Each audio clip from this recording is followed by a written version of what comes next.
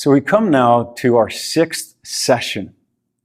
What an amazing time to be reading through books like Chronicles that seem to, well, let's be honest, when you think about your early reading, Leviticus kind of held you up, didn't it? You get a little bogged down with all the codes and requirements. And now Chronicles, chapter after chapter of genealogies, it's a little difficult getting through. What's the reason for all of this? And we're going to look at it as part of God's great plan. I first give you this verse from the book of Esther because this is where you ended out with such a profound book where you see the hand of God moving almost as never before in history, and yet never once is his name mentioned. And in the book of Esther, we get a sense that God does have a plan, despite all the efforts to interrupt it, even the Amalekites, through Haman, trying to annihilate and destroy the Israelites, completely wanting to ruin God's plan, but it goes forward. And Esther has this uncle Mordecai who knows God's plan will go forward no matter what. And the question is, will Esther be part of it? And the key around all of this is God's timing. It's like everything in this book hinges on an exact right time. She delays going to the king for just the right time. And it turns everything around, doesn't it? So I want to read this verse with you and think about how it is that you are part of God's plan. There's timing.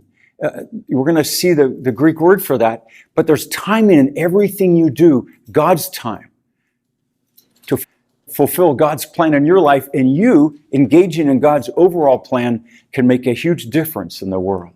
So here are the words Mordecai gave to Esther. For if you keep silent at this time, relief and deliverance will rise from the Jews from another place. But you and your father's house will perish. And who knows whether you have not come to the kingdom for such a time as this? Such a time as this. You get the sense that time is wrapped up in the hands of God, giving us opportunity to do the will of God. And that's what I want you to see in this reading. As we look at Chronicles, let's go back to the word chronology. In fact, let's cut it short even. Just snip that word in half and look at chron. The Greek word behind it is chronos. It means time, but it's a particular type of time. Time that runs in a continuum. Time that is progressive. We can say time that is linear. That's the way we tend to view time as Westerners, and much of the world runs on this linear concept. Where did it come from? Well, we're looking at chronology, the study of time, and the linear aspect came from the Bible. So think about the word chronos for a minute with me, or chron. We get other words from it like chronicler, one who puts things down in order as they occurred. Or chronicles, what do we have here? But in these first two big books we read, where we tended to get hung up with all the details, everything is put by a chronicler in chronological order. It's linear, right? Absolutely.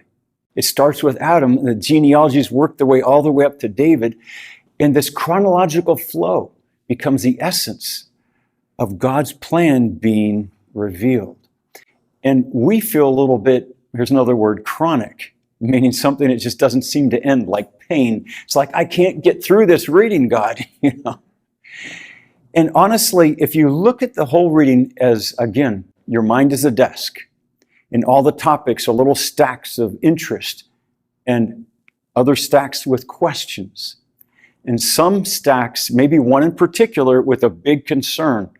How is this relevant for my life? And one who has big doubts may say, it's not relevant. Here's the proof. Just read Chronicles. Who would want a bunch of names that are probably just wrapped in mythology after all? What a bunch of make-believe bunk. Maybe you've heard those kind of words. Maybe you felt that way, maybe even as you were reading. But let's look again, dig a little deeper, and look at the gold of God's Word just right under the surface. So, if you look at the Bible, you see this sweeping sense of linear time, a progression. For example, the creation moves to the covenants. And we saw people like Abraham and David and covenants all the way up to Christ, a progression, this linear process leading to the cross. And Christ comes back a second time wearing a crown, and there's a new creation. It's this aspect of a God outside of creation who made it all with a plan and a purpose, who gives the world a sense that time runs with a progression, and therefore you can have purpose in your life. Did you realize Chronicles and the Bible as a whole has given the world a basis for capturing history? Now, I know that sounds rather phenomenal, but the Bible, let me put this as a start point, simplify this concept. The Bible is the most historically verified document, which is ancient, that is of antiquity, in all existence. Can I restate that?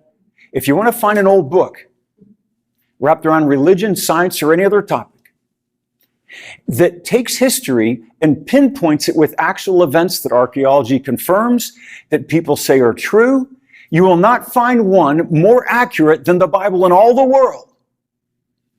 Put all the books together, you can't begin to compare. For example, we will look later when we deal with archaeology at the manuscript evidence. Maybe you've studied all that. But I want you to think about just this simple comparison. Chronicles gives the lists, right? And we get hung up saying, why all the lists? And the more you read through the whole Bible, the more you see, I remember that story. I know that name. That ties to that. That goes to there. And it's all real stuff. It's not fake. This is real history. And then you get one of the most ancient cultures in recorded human history, Sumeria. And they developed over many generations a list of their kings. Now, because they saw time differently, not as being progressive, they saw also that there's no purpose in recording things, pinpointing this point in time, this thing happened. So their kings lists, which I won't open up right now, but you can easily Google Sumerian king lists and find some kings lived a normal lifetime. Some lived a real long time. Some lived in their list for thousands of years. Because they weren't emphasizing history, they were giving emphasis to the importance of a particular king. That's how they did it back then. You see, the world was very, very different, not just with the Sumerians, but the Egyptians. In all these cultures and these countries we look at, everything that surrounded Israel saw God or the gods as wrapped into the creation. And therefore, it was circular. Do you know how the creation, you got your seasons? The sun's up and down every day. Things are always circling. And so soon they started to say, well, the gods and the stars and the sun and the moon, they're involved in our lives and it's all circular. And we're wrapped up into creation as well. And therefore, there is no meaning outside that which is temporal. But let's brand it eternal. Let's say God is the creation, and now it's a big cycle. The ancient religions of Mesopotamia, or you go to India, still today, Hinduism says what? It's all a big wheel. Hinduism teaches us that spins on and on with endless cycles. You can be reincarnated again and again until you are one with creation, the God which is the order around us. The Greeks, we think they were so brilliant, and they were at a much later time than these ancient cultures. But they still imbibed the idea of the pantheon of gods, pantheism, linking God to creation, and time was on the wheel. You come to Arabia and eventually Islam in 600 AD, much later than all these ancient religions. Still, this embracing of the circular concept affected their views of the world and even of the science they sought to advance. They missed that linear construct to a large extent. Why am I saying all this? It's critical. There are several reasons why it's so important, but let's pick one. The basis for modern science. When God is separate from creation and has a plan, we can look up at Him and say, God, I want to know your plan. I read your word and I discover it, and everything becomes an exciting journey of discovery. There's a God out there who made us with minds to be creative and to think logically and to find and discover Him through what He has made, the created order. That viewpoint, the Christian worldview, is the foundation on which modern science was launched. What do I mean by modern science? You probably know this, but in China, where they did scientific things all the way back to the ancient days, they would create gunpowder, and they sent their little firework rockets up into the sky. Only through modern science, with this linear progressive view called scientific theory, in which you test something and you link what you discover as results to create a theory, and you know you can count on this as a principle of physics, you now take not just gunpowder, but rocket fuel, and you put humans on the moon. That's modern science. And modern science, developed through this theory, this idea of a progression of thoughts, is based on the biblical viewpoint introduced to the world through the Judeo-Christian book called the Bible, saying God has a plan. And as such, though He's outside of time, He gives us purpose. And purpose then provides history and a progression of thought. Now, that's just really critical. Think, for example, in the age of the Enlightenment, though science was being contained by monasteries through what we call the Dark Ages, it blossomed when they discovered Greek manuscripts and attached to it linear thought, progressive rationality. And these kind of names that you see in front of you these were devout Christians. The fathers of modern science, to the tune of 90+%, proclaimed publicly that they were doing their work to the glory of God. It was God that gave them purpose in all that they did. Even today, the most secular scientist who knows even a lick of history will say with a little embarrassment and confusion, how is it that the Bible and the Christian and Judeo worldview, that was the launch of modern science? Don't get it. Maybe you do now. Think time, think chronology, and realize when you read the book of Chronicles, it's a big deal. It really is. Even history, I mentioned that already. Do you know there was a time when we wouldn't read historical novels? They didn't exist. When we read the Bible, we assumed it was all make-believe fantasy of the old time, and now we've got it today. And archaeology and other things showed us, no, these things really happened, and the Bible gave us this sense of history that now fills our minds in the Western world and all the world. Wow, is what I want to say. How is it that historians try to discredit the Bible, the basis for history, and scientists say the Bible conflicts with science, and yet science was birthed through Christianity? So let's look at one man. His name is Stanley Yaki. And I was very intrigued when I discovered his writings, and I've read a lot of his stuff over the years. And this man is proclaimed by the Catholics, for example. They have a media-based institute that branded him one of the 5 leading scientists through history to help influence world thought and combine it with what the Scripture has to teach. He studied theology and also got his PhD in physics. He got into the philosophy of science and also its history and amalgamated the whole thing with, as we described, all the ancient cultures to show us how this linear concept, progressive thought, is the basis for the birth of science. Now, if you want to get into this, if any of you have particular interest, a good way to start is to look at the work of Stacy Transenkos.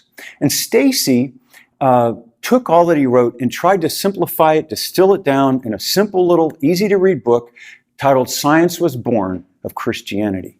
What I'd like to do for you is show you a video wrapped around just really Stacy talking about how she came to believe in God through science. And later, of course, she would study and learn that science confirmed everything she came to believe. But what you find as you listen to her testimony is what you find everywhere you find a scientist who's got an open mind, opens the Bible, and says, wow, look at this. Here's how I want to describe it. Whether you're a scientist looking at the stars, as we saw Hugh Ross, and you see the amazing complexity of the clockwork of God out in the galaxies that go beyond what our minds can imagine, you think there must be a God. Or if you look at what I call mid-level, between the universe out there and us standing right here, things like weather patterns and all the things that the laws of physics that govern the universe that cause even the skeptic to say, how is it that apparently before the world began, there were principles put into place that are still good today? Everything runs on these principles. Or if you look at the Krebs cycle, or what if you're a chemist? I remember studying biochemistry, and this was my aha moment when I saw what happens inside the body. I said, there is absolutely God. I already knew it, but this is confirmation there has to be a God. But here's another chemist, Stacy, telling her story. It was there in those labs, studying artificial photosynthesis, being told that an alternative energy source, that if we could develop it in our labs or contribute new knowledge to help develop a new energy, an alternative energy source to fossil fuels, that I would be helping to save the world in some way. And that was a great calling. I wanted to do something good, but simulating photosynthesis on nanocomposite materials in a state-of-the-art chemistry lab it's an absurd undertaking. And it wasn't lost on me one day when my research wasn't going so well that I looked out my window from the third floor laboratory where I was, and I just looked at a tree. And I remember looking at that tree, and it was a ginkgo biloba tree. It was very tall, very old, beautiful. And it was like the veil fell away in that moment. And I was thinking about how that is, that sun, water, and our breath makes all the biomass on Earth. And it's this incredibly complex, fine-tuned, well-orchestrated nano factory of little molecules and blobs of proteins just so far apart, in the right position according to each other, the right fluid in this place, the right matrix in this place, how it all fit together with these click, click, click, click, click chemical reactions happening just so more than you could even write down in every second that happens, that's creating all the biomass. And I in that moment I remember thinking, there is a really great chemist out there who made all of this universe. And it's funny that I'm in here in this lab trying to save the planet, and out there is the whole universe, and I'm not even willing to face up to the fact that everything I'm trying to do as a scientist is mimicking and simulating nature. What it did make me realize is that we are so not God, that we don't even understand what's going on. We don't even know how many electrons are on the tip of our nose, but God does. God understands, God knows all that. He's holding it in existence. And it really took on like a bigger awe and wonder. So I never had a doubt because of science. And so Stacy, notice she said click, click, click, the reactions. She's part of modern science where you see one thing builds on another in a progression. And this has been a term that's been coined about time as it relates to modern science, the arrow of time. Like an arrow, it was launched at creation, and it moves swiftly to its fulfillment at the end of all things. Now, when it ends, we have eternity with God. He stands outside of time, and He's given it to us as one of the evidences of His existence. And when you get this concept down, understand it came from our God and the Bible He gave to us, it changes everything. The way you view the world, your world. You begin to remember that, okay, in this culture, we have all these idioms that come out of the Bible. We have ethics that comes from our Judeo-Christian roots and heritage. And you start making a list of all these things, but let's add to the list. Let's start. If you just think about all that we've been studying, 12 reasons to trust. Cosmology, we said the creation itself, we can look back because the arrow goes this way. You can look back at where it came from and understand how it all came to be. Typology is, again, the progression.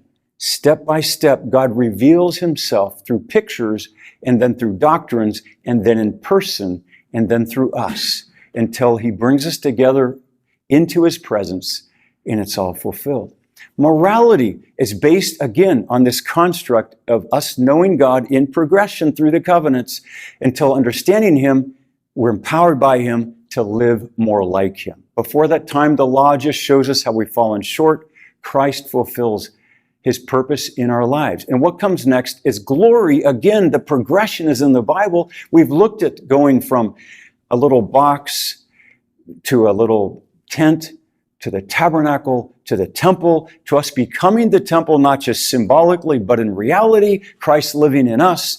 And yet there's so much missing because the progression continues, fulfilling God's plan. We'll come beyond chronology to the next week, the next lesson, into philosophy with the greatest problem of all, the problem of evil, and find this purpose of God laid out as a plan and with linear time is what helps it all to make sense. So it is with each of our studies. So it is with all of the world. Yes, things do go in circles. We all still enjoy the seasons, and we yet look at our clocks and we see time, chronos, moving in a straight path. So let's look now at our readings more in detail. Chronicles, originally, the Hebrews, the Masoretes, gave the name Acts of the Days. Does it remind you a little? Because it's history in the making, right? Acts of the Apostles. This is the Old Testament Acts in some ways. It is a bringing together, actually, because it starts with Adam in the chronology all the way up to David, of 3,500 years of Jewish history, tying all the threads together for a people who had gone into exile and now needed a sense of purpose and direction to find their way back. And those genealogical lists provided the legal basis for people to say, I am one of God's people. I'm allowed to go back. I'm part of this team. And legally, I have the right to property and land. Those lists were essential also for worship. You remember as you're reading about Ezra and Nehemiah, Ezra had to hunt down the Levites because apparently they didn't come with him. He had to hunt them down because they alone had the right to lead the worship. Genealogies do matter. They were essential to the very identity of the Jewish nation. Anyway, Jerome came later, and as he wrote his Latin Vulgate, he titled it Chronicon, from which we get Chronicles. Again, the idea of a progression. And then the Greek Bible gave it the label things omitted or supplements, because though you don't realize it as you're reading, you're just trying to get through these two thick books, right? Did you know that there are 20 complete chapters in Chronicles, 1st and 2nd, not found anywhere else in the Bible? And 24 parts of chapters completely unique to Chronicles. It just doesn't seem that way when you're reading. There also, therefore, is a lot that was omitted because there's an emphasis given, as you will see. And so Chronicles was written as the Jews, as I've alluded to this, were on their way back. When you have 1st and 2nd Samuel, 1st and 2nd Kings, they're preparing to be brought into exile, and God allows an emphasis on all the sin that brought judgment upon them. Chronicles gives emphasis and added emphasis and emphasis again on the glory of God at work, the positive reasons. Now he's going to help them and comfort them and bring them back home. So book 1, you have these 9 chapters of genealogies leading from Adam up to David, and then the history of David's reign. There's a summary of 1st Chronicles. And 2nd Chronicles, 9 chapters again. This is a history, though, of Solomon's reign. And then you've got this concluding part that shows David's kingdom and the divided kingdom through Solomon and who followed, leading all the way up to Cyrus, giving a decree for what? The return. Hear that word return and realize God has a plan. As we'll see later, Jeremiah will predict exactly 70 years you will be in exile. Daniel, taken into exile, studies the book of Jeremiah and the promise of Isaiah, who even predicts the king who will bring them back named Cyrus. And Daniel says, God, it must be the time. And it was. Chronos. God has his time laid out. So as we turn then to Ezra and Nehemiah, there's a continuity because Chronicles has long been believed, like hundreds and hundreds of years until the last, let me say almost 2,000 years, until 200 years ago, it was believed Ezra was the author of Chronicles. You can't prove it, but it's quite likely because of so many similarities in the flow of continuity. But it doesn't matter that much. All these debates about writers are nowhere near as important as the question of, are we being impacted by this eternal book to find God's plan for our lives? Anyway, Ezra and Nehemiah then come in. These two books were originally one in the Hebrew Bible, and they have this beautiful flow. Look at it. Ezra 1 to 6, you find a return to Jerusalem and a rebuilding of what? The temple. It started with the altar, and then the foundations of the temple. And then in Ezra 7 to 10, and in Nehemiah chapter 8, we see Ezra's mission, which is to build up the people spiritually. And the rest of the writing, the book of Nehemiah especially, gives us the rest of the details of the third coming. And I want you to see how there are three waves. Just as the exile, you may have noticed there are three stages. Boom, boom, boom. They come back in three waves. It kind of reminds me of Peter, who denied Christ 3 times. Christ allowed him 3 times to make things right.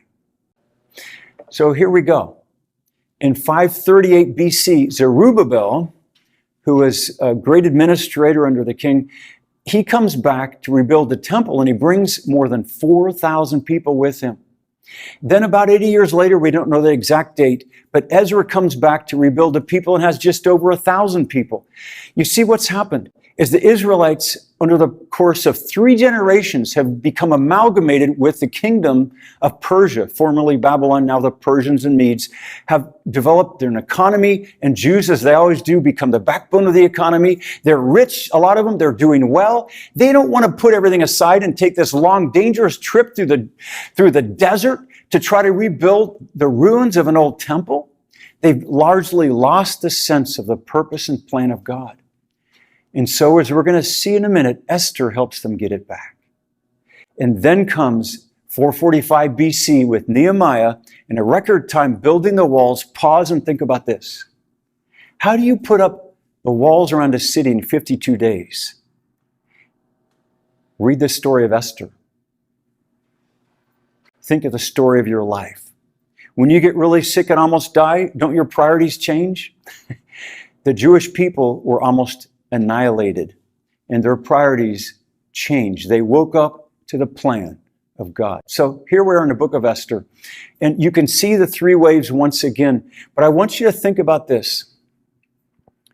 God had a plan, and as it progressed, he still does. If the Jews today celebrate through Purim, the book of Esther, and read it every year, this is also a Christian book. You should read it. You don't have to celebrate Purim to know that you know that God is working through your life.